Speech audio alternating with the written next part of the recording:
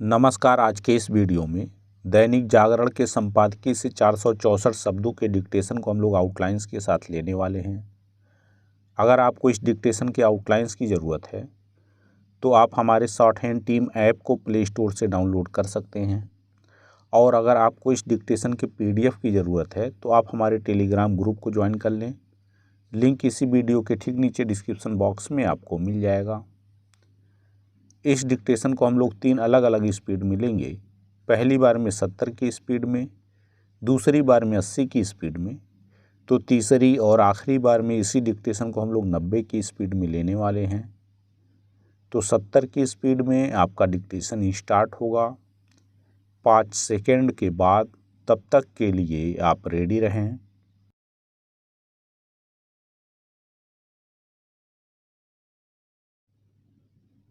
Start. आम चुनावों की घोषणा के साथ ही दुनिया के सबसे बड़े चुनावों की प्रक्रिया शुरू हो गई। पहले चरण का मतदान 19 अप्रैल को और आखिरी चरण का 1 जून को होगा। परिणाम 4 जून को आएंगे। यह एक लंबी चुनाव प्रक्रिया है।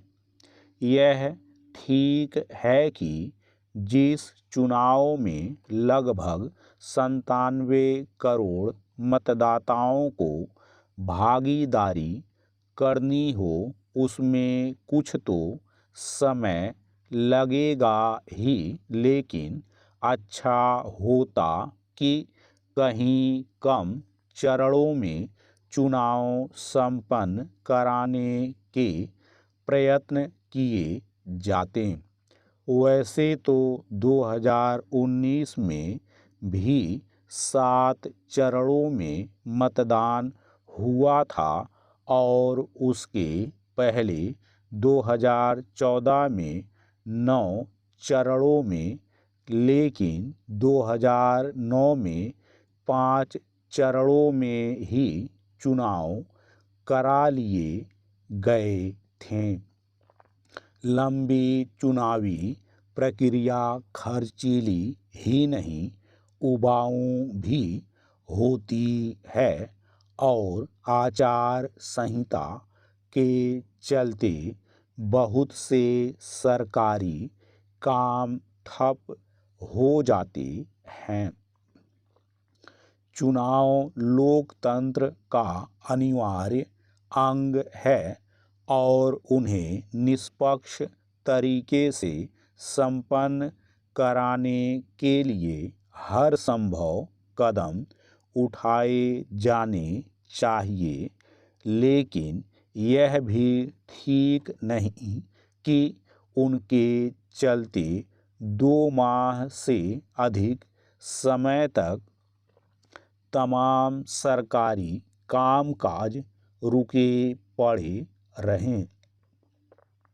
जहां निर्वाचन आयोग को भविष्य में कम से कम समय में चुनाव कराने के जतन करने चाहिए, वहीं राजनीतिक दलों को लोकसभा के साथ विधानसभा चुनाव कराने के प्रस्ताव पर उदारता से विचार करना चाहिए। इस बार लोकसभा के साथ ही 4 राज्यों ओडिशा, आंध्र प्रदेश, अरुणाचल प्रदेश और सिक्किम के विधानसभा चुनाव होने जा रहे हैं। एक साथ चुनाव की पहल का विरोध करने वालों को बताना चाहिए कि यदि लोकसभा के साथ 4 राज्यों के विधानसभा चुनाव हो सकते हैं तो अन्य राज्यों के क्यों नहीं हो सकते। पैरा। निसंदेह समय के साथ चुनावों में बाहुबल की भूमिका कम हुई है, लेकिन वह पूरी तौर पर समाप्त नहीं हुई। बंगाल में अभी भी बाहुबल की खतरनाक भूमिका देखने को मिलती है। चुनावों में धन बल की भी भूमिका बढ़ी है। गुपचुप रूप से पैसे और सामग्री बांटकर लोगों के वोट खरीदने की प्रवृत्ति लोकतंत्र के लिए एक बड़ा खतरा है। हैरानी नहीं कि निर्वाचन आयोग इसे भी एक चुनौती के रूप में देख रहा है। इसके अलावा उसके समक्ष एक नई चुनौती फर्जी सूचनाएं भी हैं।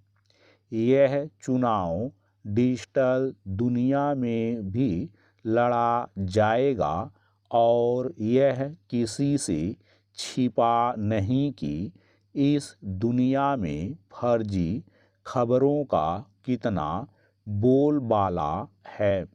निर्वाचन आयोग आदर्श आचार संहिता के उल्लंघन को भी अपने लिए एक चुनौती के रूप में देख रहा है। यह चुनौती है तो इसीलिए क्योंकि अनेक नेता मर्यादा में रहकर चुनाव लड़ने के लिए तैयार नहीं होते।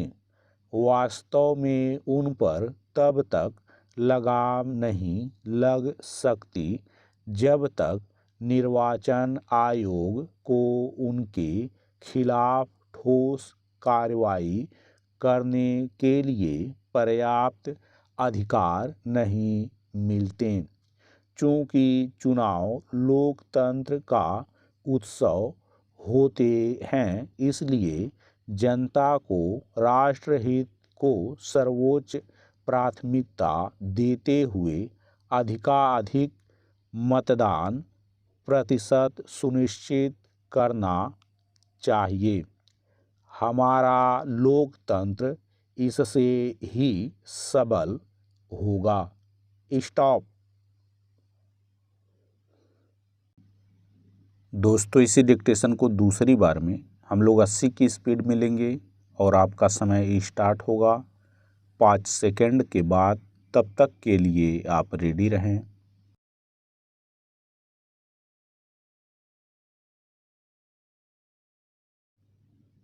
स्टार्ट। आम चुनावों की घोषणा के साथ ही दुनिया के सबसे बड़े चुनावों की प्रक्रिया शुरू हो गई। पहले चरण का मतदान 19 अप्रैल को और आखिरी चरण का 1 जून को होगा। परिणाम 4 जून को आएंगे। यह एक लंबी चुनाव प्रक्रिया है। यह ठीक है कि जिस चुनाव में लगभग 97 करोड़ मतदाताओं को भागीदारी करनी हो, उसमें कुछ तो समय लगेगा ही, लेकिन अच्छा होता कि कहीं कम चरणों में चुनाव संपन्न कराने के प्रयत्न किए जाते। वैसे तो 2019 में भी 7 चरणों में मतदान हुआ था और उसके पहले 2014 में 9 चरणों में, लेकिन 2009 में 5 चरणों में ही चुनाव करा लिए गए थे। लंबी चुनावी प्रक्रिया खर्चीली ही नहीं, उबाऊ भी होती है और आचार संहिता के चलते बहुत से सरकारी काम ठप हो जाते हैं। चुनाव लोकतंत्र का अनिवार्य अंग है और उन्हें निष्पक्ष तरीके से संपन्न कराने के लिए हर संभव कदम उठाए जाने चाहिए, लेकिन यह भी ठीक नहीं कि उनके चलते 2 माह से अधिक समय तक तमाम सरकारी कामकाज रुके पड़े रहें।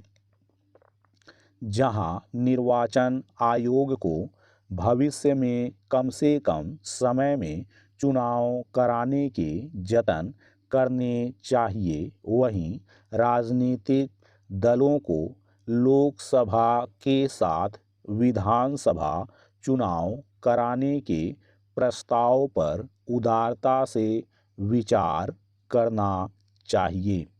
इस बार लोकसभा के साथ ही 4 राज्यों ओडिशा, आंध्र प्रदेश, अरुणाचल प्रदेश और सिक्किम के विधानसभा चुनाव होने जा रहे हैं।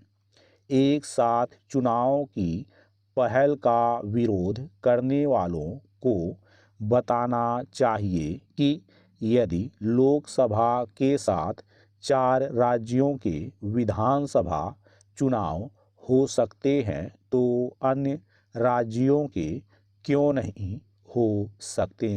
पैरा निसंदेह समय के साथ चुनावों में बाहुबल की भूमिका कम हुई है, लेकिन वह पूरी तौर पर समाप्त नहीं हुई। बंगाल में अभी भी बाहुबल की खतरनाक भूमिका देखने को मिलती है। चुनावों में धन बल की भी भूमिका बढ़ी है। गुपचुप रूप से पैसे और सामग्री बांटकर लोगों के वोट खरीदने की प्रवृत्ति लोकतंत्र के लिए एक बड़ा खतरा है। हैरानी नहीं कि निर्वाचन आयोग इसे भी एक चुनौती के रूप में देख रहा है। इसके अलावा उसके समक्ष एक नई चुनौती फर्जी सूचनाएं भी हैं। यह चुनाव डिजिटल दुनिया में भी लड़ा जाएगा और यह किसी से छिपा नहीं कि इस दुनिया में फर्जी खबरों का कितना बोलबाला है। निर्वाचन आयोग आदर्श आचार संहिता के उल्लंघन को भी अपने लिए एक चुनौती के रूप में देख रहा है। यह चुनौती है तो इसीलिए क्योंकि अनेक नेता मर्यादा में रहकर चुनाव लड़ने के लिए तैयार नहीं होते। वास्तव में उन पर तब तक लगाम नहीं लग सकती जब तक निर्वाचन आयोग को उनके खिलाफ ठोस कार्रवाई करने के लिए पर्याप्त अधिकार नहीं मिलते। चूँकि चुनाव लोकतंत्र का उत्सव होते हैं, इसलिए जनता को राष्ट्रहित को सर्वोच्च प्राथमिकता देते हुए अधिकाधिक मतदान प्रतिशत सुनिश्चित करना चाहिए। हमारा लोकतंत्र इससे ही सबल होगा। स्टॉप। दोस्तों, इसी डिक्टेशन को तीसरी और आखिरी बार में हम लोग 90 की स्पीड में लेंगे और आपका समय स्टार्ट होगा 5 सेकंड के बाद। तब तक के लिए आप रेडी रहें।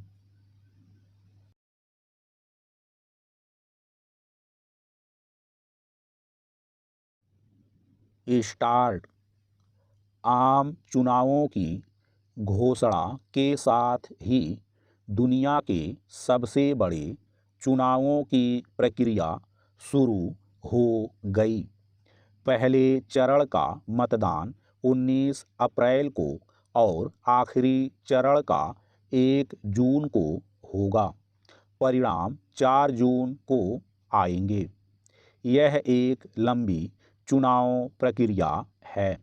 यह ठीक है कि जिस चुनाव में लगभग 97 करोड़ मतदाताओं को भागीदारी करनी हो उसमें कुछ तो समय लगेगा ही, लेकिन अच्छा होता कि कहीं कम चरणों में चुनाव संपन्न कराने के प्रयत्न किए जाते। वैसे तो 2019 में भी 7 चरणों में मतदान हुआ था और उसके पहले 2014 में 9 चरणों में, लेकिन 2009 में 5 चरणों में ही चुनाव करा लिए गए थे। लंबी चुनावी प्रक्रिया खर्चीली ही नहीं, उबाऊ भी होती है और आचार संहिता के चलते बहुत से सरकारी काम ठप हो जाते हैं। चुनाव लोकतंत्र का अनिवार्य अंग है और उन्हें निष्पक्ष तरीके से संपन्न कराने के लिए हर संभव कदम उठाए जाने चाहिए, लेकिन यह भी ठीक नहीं कि उनके चलते 2 माह से अधिक समय तक तमाम सरकारी कामकाज रुके पड़े रहें। जहां निर्वाचन आयोग को भविष्य में कम से कम समय में चुनाव कराने के जतन करने चाहिए, वहीं राजनीतिक दलों को लोकसभा के साथ विधानसभा चुनाव कराने के प्रस्ताव पर उदारता से विचार करना चाहिए।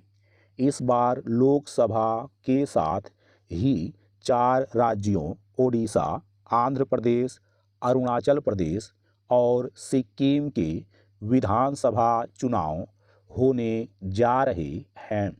एक साथ चुनाव की पहल का विरोध करने वालों को बताना चाहिए कि यदि लोकसभा के साथ 4 राज्यों के विधानसभा चुनाव हो सकते हैं तो अन्य राज्यों के क्यों नहीं हो सकते। पैरा निसंदेह समय के साथ चुनावों में बाहुबल की भूमिका कम हुई है, लेकिन वह पूरी तौर पर समाप्त नहीं हुई।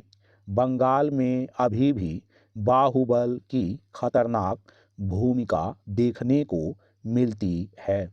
चुनावों में धन बल की भी भूमिका बढ़ी है।